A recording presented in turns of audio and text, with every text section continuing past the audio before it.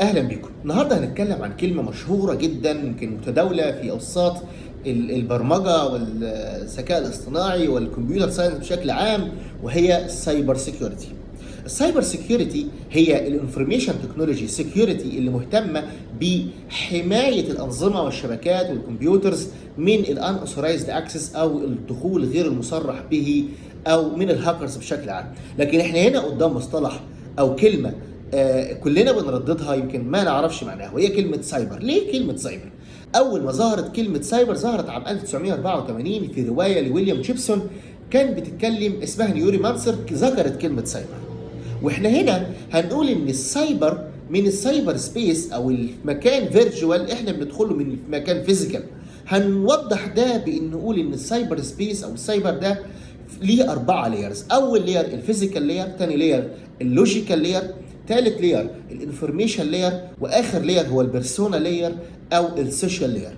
الفيزيكال لاير هنا بنتكلم عن الاجهزه والسويتش والراوتر والكمبيوتر، ده الحاجه الفيزيكال اللي احنا بنبدا ندخل ليه للسايبر سبيس. تاني حاجه هو اللوجيكال لاير، هنا بنتكلم عن الانترنت، عن البرامج، عن الادوات اللي احنا بنبدا ندخل فيها لللاير الثالث اللي هي الانفورميشن لاير، سواء ملف PDF او فايل معين او اكسل او كذا.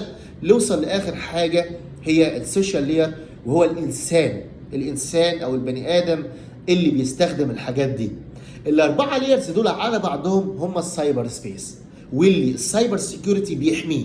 علشان كده بدأ ظهر مصطلح كمان اسمه السايبر كرايم. طالما في سايبر سبيس وطالما في انسان وبرامج وادوات وكده، يظهر حاجه اسمها السايبر كرايم، اللي هو الهاكرز اللي بيقدر يخترق او بيحاول يعمل جريمه سيبرانيه، سواء بيستهدف بيها الفيزيكال لاير او بيستهدف فيها اللوجيكال لاير او بيستهدف فيها الانفورميشن لاير او بيستهدف الانسان. الفيزيكال لاير يمكن البرامج الرانسوم وير ممكن يبقى جزء من الفيزيكال لاير، او الانفورميشن لاير اللي بيعمل انكريبشن اختراق زي الفيسبوك وكذا بيستهدف اللوجيكال لاير. السوشيال انجينيرنج والهندسه الاجتماعيه والفيشنج بيستهدف الانسان، بيحاول يخترق المايند بتاع الانسان او المستخدم. كده احنا لخصنا فكره السايبر سبيس والسايبر سيكيورتي، ودخلنا على السايبر كرايمز اللي هي الجرائم اللي بتحصل في الفضاء السيبراني.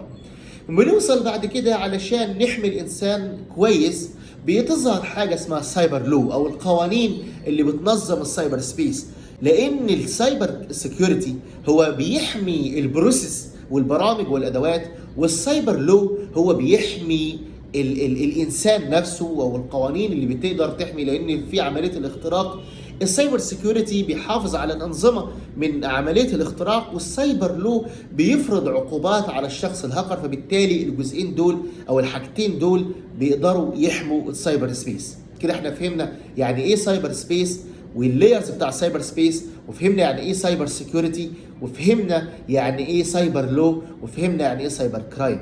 هنا السايبر بشكل عام اعتقد ان انت لو سمعت بعد كده يعني ايه سايبر سيكيورتي، سايبر لو، سايبر سبيس، سايبر كرايم، هيبقى الموضوع واضح بالنسبه لك بشكل اكتر.